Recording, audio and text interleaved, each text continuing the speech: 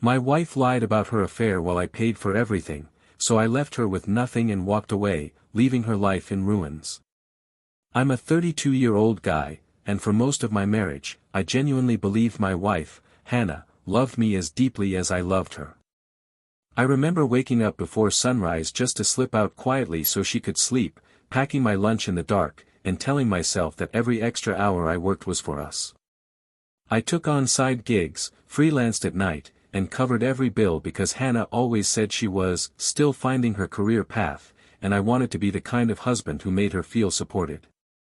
Sometimes she'd wrap her arms around me when I walked through the door, whispering, "You work too hard for us, thank you," and her voice sounded so soft, so grateful, that I felt stupidly proud.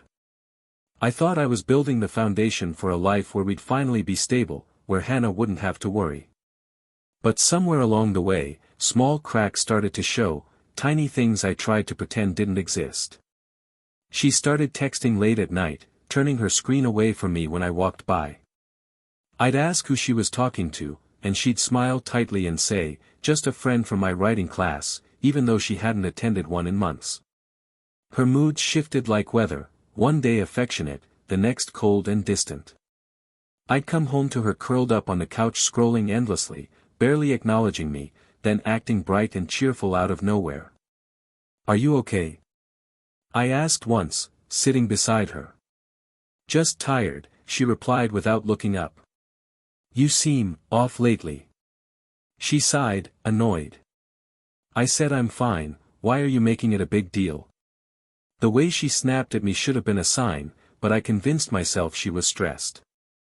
I wanted so badly to believe our marriage was solid that I ignored the warning signs piling up at my feet. Back then, I had no idea that her distance wasn't about stress, it was about secrets she never intended for me to discover. I remember the shift starting slowly, almost quietly enough for me to ignore. Hannah began putting more effort into her appearance, doing her makeup before, quick errands, changing outfits multiple times before going out, and buying new clothes she never mentioned beforehand. At first, I found it flattering, I thought she was feeling good about herself again. But then she started leaving the house without telling me where she was going, brushing past my questions with a casual, "Just getting some air," or "Meeting a friend, don't wait up." There was a new sharpness in her tone, a defensiveness that hadn't been there before. One evening, as she slipped on her heels by the door, I asked softly, "Do you want me to drive you?" She didn't even look up. "Why would I need you to drive me? I'm not a child." "I didn't mean it like that," I murmured. "Then stop hovering," she snapped. Her phone became an extension of her hand. She slept with it tucked under her pillow. The screen brightness was always turned down low. Whenever I walked into the room, she'd flip the phone face down so fast it was like muscle memory. Once, I caught a glimpse of a notification with a name I didn't recognize, Evan. When I asked who he was, she laughed softly, like I was being ridiculous. "Relax. He's someone from a workshop. Don't be paranoid." But I wasn't paranoid. I was exhausted, physically, emotionally, financially. I was working overtime, juggling side gigs, trying to keep us afloat while she drifted further away each day. The house itself felt different. The air seemed heavier, the silence colder. I'd sit on the couch after work listening to the faint buzz of her phone in the bedroom, wondering why my chest hurt like something inside me was trying to warn me. Every part of me sensed something was off, but I wasn't ready to admit how deep those cracks were becoming, or how close everything was to breaking apart completely. The gaslighting didn't start as a sudden explosion, it crept in quietly, disguised as confusion, guilt, and second-guessing myself. One night, when Hannah came home well past midnight, I gently asked, "Are you okay? You weren't answering your phone." She didn't even pause before firing back, "Why are you checking up on me? Do you not trust me at all?" The way she said it made me feel like I had done something wrong just by caring, like my concern was somehow an attack. I opened my mouth to explain, but she rolled her eyes and walked past me, muttering, "I can't deal with your insecurity tonight." Over the next few weeks, that became the pattern. Anytime I asked a simple question, "Who were you with?" Why didn't you tell me you'd be late? She twisted it into a character flaw. You're paranoid. You're suffocating me. You're imagining things again. Her words were so sharp they left bruises I couldn't see. One evening, I found her sitting on the couch scrolling through her phone, smiling in a way I hadn't seen in months. When I sat beside her, she instantly locked the screen. Who were you talking to? I asked quietly. She scoffed. Are we seriously doing this again? I can't have friends now. Is that it? I didn't say that. You don't have to. Your tone says everything. I hated how quickly she could make me doubt myself. I'd walk away from our conversations feeling confused, guilty, and strangely apologetic, even though I had no idea what I was apologizing for. I started questioning my own instincts, wondering if maybe I was being too sensitive, maybe I was imagining things. It's terrifying how easy it is to lose your footing when the person you love keeps shaking the ground under you. But deep down, a quiet, growing part of me sensed the truth. Hannah wasn't just pulling away, she was. The truth didn't come to me in some dramatic explosion, it arrived quietly, like a knife slipped between my ribs without warning.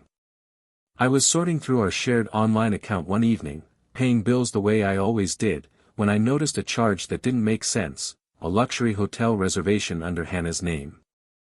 My first reaction wasn't suspicion, it was confusion. I told myself it had to be a mistake, maybe a glitch or a mix-up with another guest. But the pit in my stomach tightened when I saw the date. It was the same night she had claimed she was staying over at her friend Lily's place because she needed girl time. My hands were shaking as I walked into the bedroom where her tablet sat on the nightstand, still plugged in. Normally, she took it everywhere, but she had been rushing that morning and left it behind. I stared at it for a long moment before picking it up, hearing her voice in my head, "Why don't you trust me?" Maybe she was right. Maybe I shouldn't look. Maybe I was overreacting. But then the hotel charge flashed in my mind, and something inside me snapped. The tablet wasn't locked, just a swipe and it opened. Her messages were right there. The first thing I saw was a conversation with the same name from the earlier notification, Evan. "Last night was amazing," he had typed. "Can't stop thinking about you," she responded. Then another message, "He'll never know. He's always working anyway." My vision blurred. I felt the room tilt. My breath hitched so hard I thought I might faint. I kept scrolling, even though it felt like self-torture. There were photos, flirtatious messages, plans for future weekends, all funded with my money, the money I worked myself to exhaustion to earn. In that moment, something inside me cracked wide open. Everything I thought I knew about my marriage, my wife, my life, it all shattered like glass under a boot. And I had no idea just how much worse the truth was about to get. I wish I could say the confrontation forced some honesty out of Hannah, but it only pushed her deeper into the web she'd been spinning. When I showed her the messages I found on her tablet, flirtatious, intimate, undeniably incriminating, she didn't crumble or apologize. Instead, she stared at me with this cold, practiced calm and said, "You're blowing this out of proportion." My hands were shaking as I asked, "So it's nothing? All of this means nothing?" She crossed her arms, lifted her chin, and replied, "It was just emotional. I was lonely. You're never home." Hearing her twist my sacrifices into the cause of her betrayal felt like someone punched me in the chest. "You paid for everything, but you were never present," she added, her voice rising. "Hannah, I was working for us. Well, maybe if you paid attention to your wife instead of your job, I wouldn't have needed someone to talk to." "Talk to?" I repeated, struggling to keep my voice steady. She snapped, "Yes, talk. You really think I'd cheat on you? God, you're pathetic." The worst part wasn't the lie, it was how confidently she delivered it. She acted like the messages weren't real, like I was stupid for believing my own eyes. She tried to flip the narrative entirely, painting herself as some neglected spouse who had no choice but to seek comfort elsewhere. She even tried to guilt-trip me, saying, "Are you really going to throw away our marriage over a misunderstanding?" A misunderstanding. That's what she called spending nights in a hotel I paid for with a man she'd never mentioned. That's what she called hiding her phone, lying about her whereabouts, gaslighting me until I felt insane. And as she stood there twisting the truth into knots, I realized she'd been lying for much longer than I knew, and if I didn't dig deeper, I had no idea how far those lies actually went. Something told me the worst part hadn't even surfaced yet. The truth didn't come to me through a message or a confession, it came through an accident. One night, Hannah stepped into the shower and left her phone charging on the dresser, something she never did. A call popped up, the name Evan flashing boldly on the screen. My stomach twisted, but it wasn't the call that changed everything, it was the voicemail that followed when he hung up. His voice came through clearly, echoing in the room like a punch to the chest, "Call me back. We need to finalize your plan before he suspects anything." My hands trembled as I pressed play again, praying I misheard, but the next voicemail shattered any illusion left. "We'll get the divorce filed once you secure the money. Just act distant, make him look controlling if he questions you. We've got this." I felt every muscle in my body go numb. Hannah wasn't just cheating, she was setting me up. When she came out of the shower, humming as she dried her hair, I stared at her with a mix of disbelief and nausea. She didn't notice. She didn't even look in my direction, just walked past me with her usual dismissiveness, as if she hadn't just orchestrated a plan to mentally break me and take everything I worked for. She was going to leave me first, take my money, and paint herself as the victim. All while I was breaking my back to support us. My mind raced. Every distant tone, every late-night walk, every lie suddenly aligned into a horrifying picture I never wanted to see. She wasn't drifting away from me, she was preparing to shove me off a cliff. I sat on the edge of the bed that night staring at the wall, realizing I wasn't dealing with a broken marriage. I was dealing with someone who had been planning my downfall in secret. And for the first time, something inside me shifted, quietly, dangerously, in a direction she never expected. After hearing those voicemails, something inside me hardened. The grief didn't disappear, but it stopped drowning me long enough for a colder, clearer instinct to take over. I stopped confronting Hannah, stopped asking questions, stopped reacting to her distance. Instead, I started observing, quietly, carefully, like someone studying a dangerous animal they once mistook for a pet. I realized that if she was planning an attack, I needed to stay calm, and prepare mine. The first thing I did was gather evidence. Screenshots of the messages. Recordings of voicemails. Copies of bank statements showing hotel charges. Photographs of her tablet conversations. I saved everything on a hidden drive in cloud folder she would never find.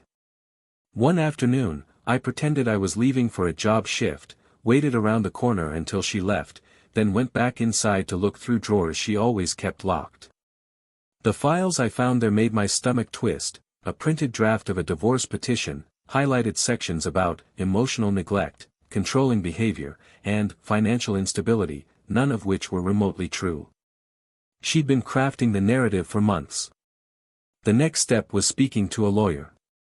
I explained everything, every message, every suspicion, every piece of evidence.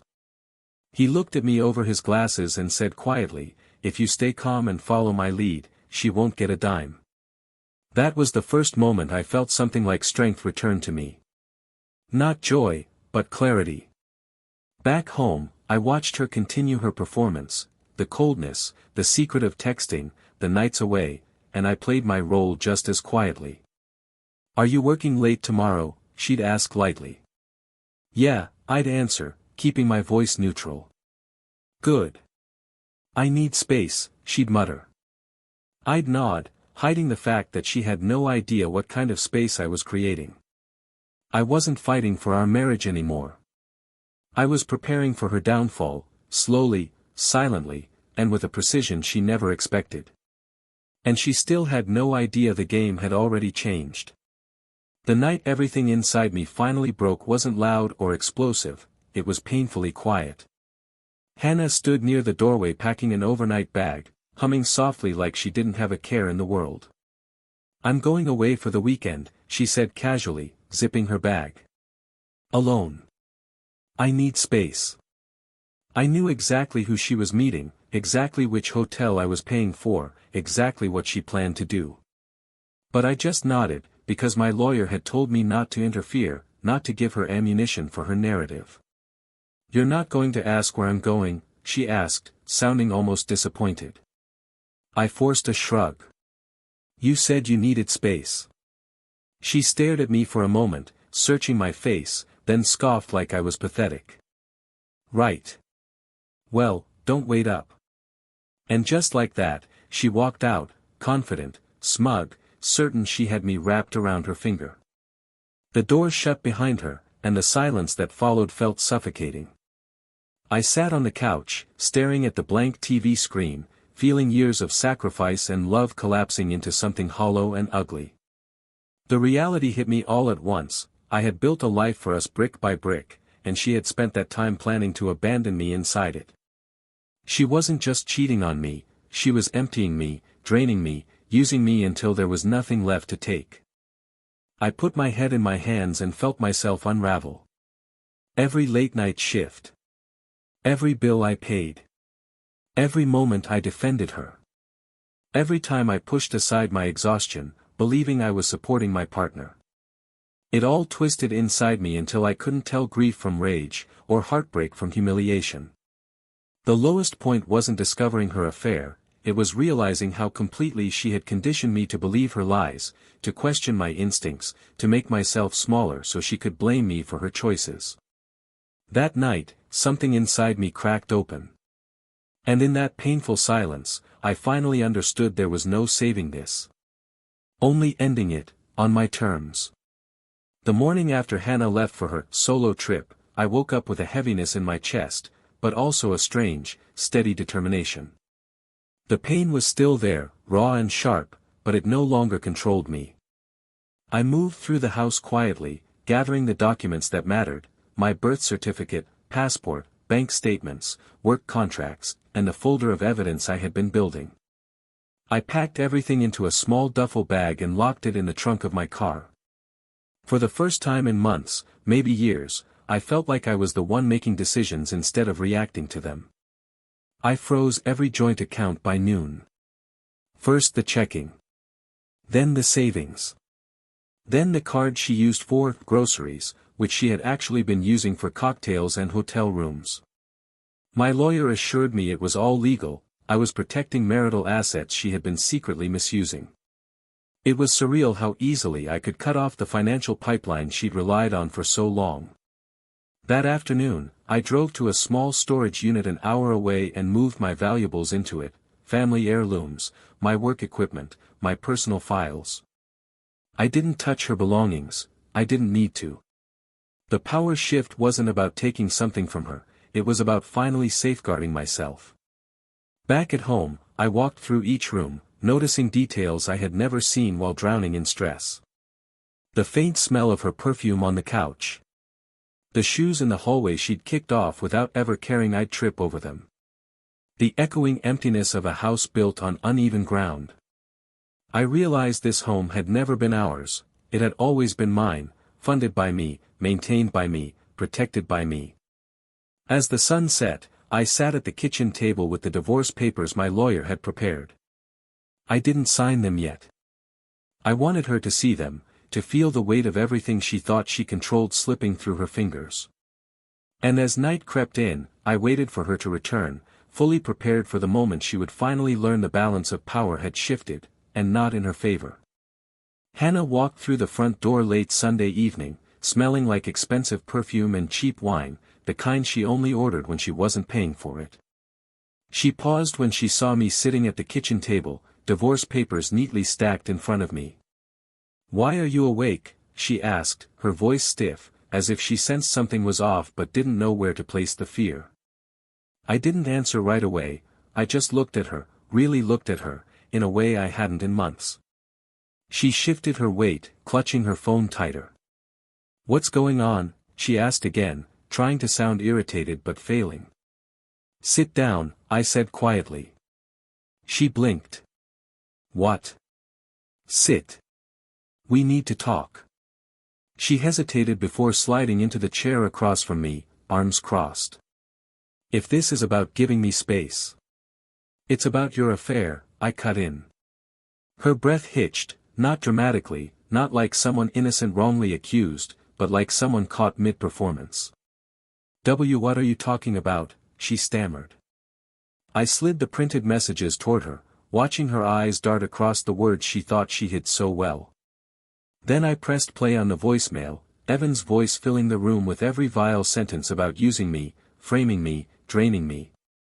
The color drained from her face so fast it was like watching paint being stripped off a wall. "Hannah," I said calmly, "I know everything." Her lip trembled. "I can explain." "No," I replied. "You can't." She reached out as if to touch my hand. "Please, listen." I pulled my hand back. "You plan to leave me. To take everything. To destroy me." Her mask cracked then, truly cracked, revealing panic, desperation, and the realization that her plan had collapsed. "Don't do this," she whispered. "We can fix it." "We can't," I said, sliding the divorce papers toward her.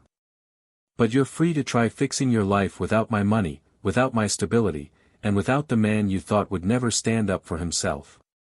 She stared at the papers like they were a death sentence. And the fear in her eyes told me she finally understood. The version of me she controlled no longer existed. The days after the confrontation felt strangely quiet, almost peaceful, at least for me. For Hannah, they were the beginning of her downfall. She moved through the house like a ghost, eyes red, voice trembling every time she tried to speak. I kept my distance, not out of cruelty, but because I no longer had anything left to give her.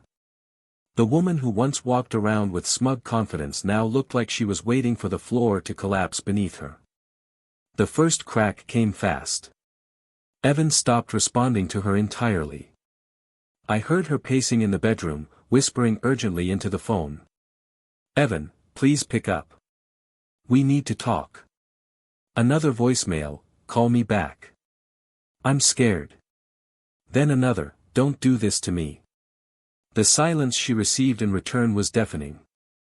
2 days later, she found out their special hotel nights were charged to my frozen account. "Why isn't my card going through?" she asked me, voice strained. "Because it's not your card," I replied simply. Her face crumpled.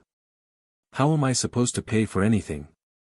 "You should ask Evan," I said, and the way her jaw tightened told me she already knew he wasn't an option.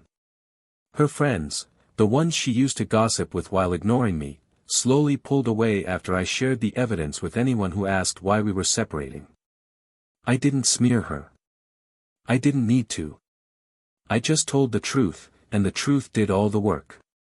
Her closest friend, Lily, texted me privately, "I had no idea she was doing this to you. I'm so sorry." Even her own sister called to apologize for Hannah's behavior, saying, "She's been lying to all of us. I don't know who she's become." Every support line she once bragged about vanished overnight. But the part that broke her, the part that made her fully realize she was alone, was when she tried coming to me late one evening. "Please, can we just talk?" she whispered. I didn't yell. I didn't insult her. I simply said, "There's nothing left to talk about, Hannah," and closed the door gently in her face.